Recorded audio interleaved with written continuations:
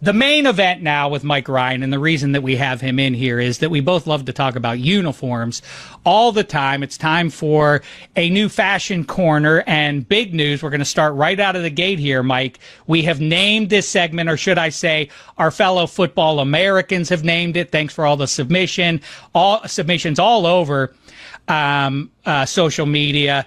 And Bradley, why don't you go ahead and make the big announcement here? We had a vote online, and the results we had the vote online. Drip drill. Drip drill. I like it.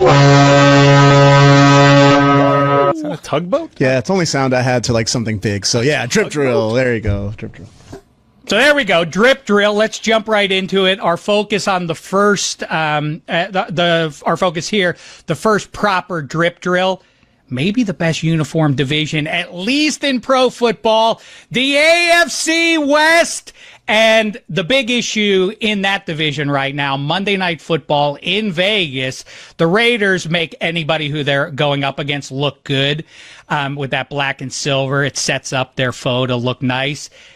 The Chargers ran out there in their powder blue pants. How say you, Mike Ryan? So I've softened on the pantaloon pants, or should I say I've been beaten into submission on the pantaloon pants. It's something that I can't stop. I loved the NFL's pro sock rule where there had to be some white showing, but now the way that players are wearing their socks, they're barely adhering to that. You got uniform violations left and right. Now, I would probably prefer the sock contrast of maybe a yellow sock with the white pro sock underneath going into the blue pants. However, this didn't look that bad to me, and dare I say, Dave, there are some pantaloon looks in the NFL that are iconic. When I close my eyes and I think of what the Baltimore Ravens look like, it's the white tops and the black pantaloons. What say you? The Baltimore Ravens are the example why the pantaloon look is ridiculous. When they wear their black slacks, their black pantaloons that then connect right into the black socks, it looks like they're playing football in jazzercise pants, which I guess makes it extra embarrassing to lose to a team that's wearing jazzercise pants, but it ain't good for my eyeballs. I'm going to state the blue pants specifically, if they had better socks, they're not as bad as I thought. I thought when they introduced them over the summer, I thought, why are you messing with the closet? The closet is so strong. But they did look nice. I do want to see them against somebody other than the Raiders, because like I say, that silver and black sets you up for success. You got the wrong bone to pick there, Dave, from that game, because we can always depend on the Raiders looking good, and then Monday night they screwed it all up. I don't know. This was your note. You texted me this, and my eye didn't pick it up. Explain. Abhorrent decal placement on the Raiders helmet. Who is their equipment manager? It needs to be higher. It was practically on the ear hole. It looks so strange. Look at this garbage. That is not how any decal should be placed on an NFL helmet. This is really bad, and it made the Chargers look even better by comparison. Isn't it Don't they do it because they have the other air holes up higher now on the modern Everybody, helmets? I'm guessing there's air holes everywhere, all over the helmet, different air holes everywhere. How come every other NFL team knows where to put their decals except for the Raiders? This is not where Raiders decals go. It looks weird. Most of their helmet is empty silver space. This is bad, Dave. This is real bad. I like the seriousness you bring. No, you think drip drill's a joke? It's not. You think it's practice? It's this not. ain't training camp. It's live out here. And right, why do we pay so much attention to what teams are wearing? Because we want it to be aesthetically pleasing. Contrast helps. And say what you will about the powder blue pantaloons, they provide great contrast against about 99% of the league. I mean, why? Again, I mean, the thing that would fix pro football uniforms is, I think it was around 2000.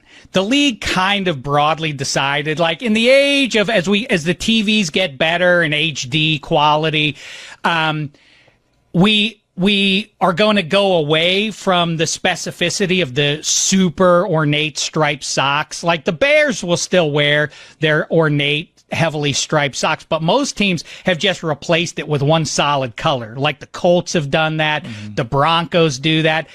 I mean, we have HD TVs. We can see the narrow line. So let's bring those back. It'll jazz up the uniforms and forget about this all-white sock that they do, eliminating the color at the bottom of the uniform. It's disrespectful to the uniform designer, but okay. Also disrespectful is as we rank the AFC West uniforms 4 down to 1. I'm going to start it off with, in my book, the clear-cut number 4 team here.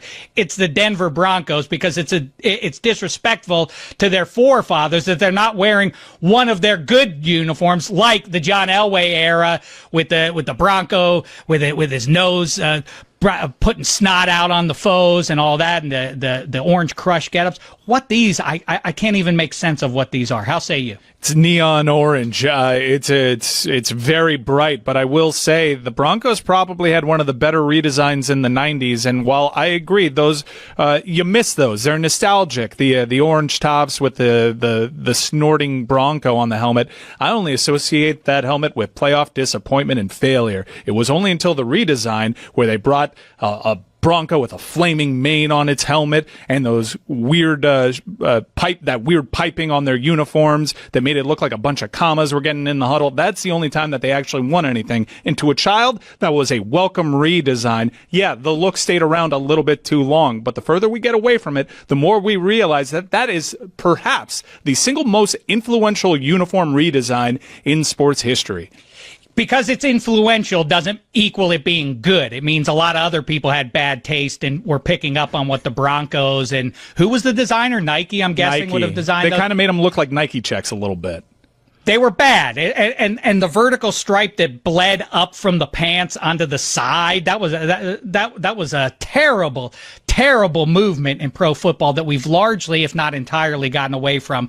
I think what's fascinating about the AFC West is even if the Broncos wore their best uniforms, in my book, they still would be in 4th place because at number 3, I have the Kansas City Chiefs, and I love those uniforms. And in fact, the Chiefs, when they wear their red dungarees with the white tops and red hats, that is in the conversation for best road uniform in pro football. I agree. Best road uniform in the league. I get visibly upset when they decide to go all white because I think the red pants popped so much. I was so happy when that got reintroduced to their uniform set. I have the Raiders at number 3, Dave, and it's a classic. Whoa! It's a classic Hot uniform. Take. It's a classic uniform, and this isn't me just being hyperbolic because what they did with the helmet decals. I would like a little bit more optionality. They do have that throwback set where the numbers are big, blocky, and silver. I like that. Look, if there is ever a team that should go black for black's sake, all black head to toe, just maybe once in a blue moon, it should be the Raiders franchise. I'd like a little bit more optionality, though I do tip my hat. It is a timeless look, and they should never change the template.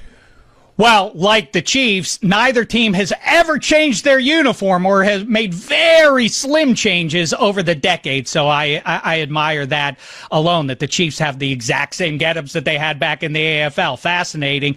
At number 2, I can't believe he went with the Raiders at 3. At number 2, as much as I love them, and I love them an awful lot, it's the Los Angeles Chargers. How say you?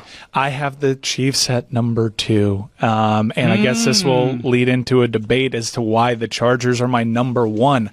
Optionality. There's not a bad uniform in the set. And now they reintroduced Navy, and they fixed the old Navy set that they had and brought in that Stan Humphries, LaDainian Tomlinson era. I love You don't throw Stan Humphries in the face of this Steelers fan. I remember 94. I was in Three River Stadium when he threw the ball to Tony Martin and broke my heart. Don't bring that up. Hit him with the blaster again. I think it should bother the Dolphin fans, too. The missed kick of Pete Stoyanovich, but don't forget, Natron means he stepped out of bounds. History is probably forever changed. Who knows what happens? You have the great storyline of Dan Marino against the Pittsburgh Steelers. You may have the Miami Dolphins playing the first host Super Bowl against one of the greatest San Francisco 49er teams of all time. Natron means stepped out of bounds, Dave. Okay. All right. Listen, here's what I'll say. Why I'm going to ding the Chargers is exactly what you just mentioned as the virtue of their uniform set. If you're going to do like all the tips of the hat to all the generations of uniforms, how do you not do the Air Coryell years? How do you not do the Dan Fouts, Wes Chandler, John Jefferson, gold pants, white jersey, royal blue hat? They haven't done it. Instead, Stan Humphries, that's who you're honoring? Raiders. They're like Texas. change our uniforms. Why fix what ain't broke? We're the Oakland Raiders or the Los Angeles Raiders or the Las Vegas Raiders. What we are is we're the silver and black, and we ain't changing it for nothing. I admire it. That's my number one. And that's it for this first edition of Drip Drill. Did it go well for you, Mike? That got heated. We both argued with conviction, and I think the audience won.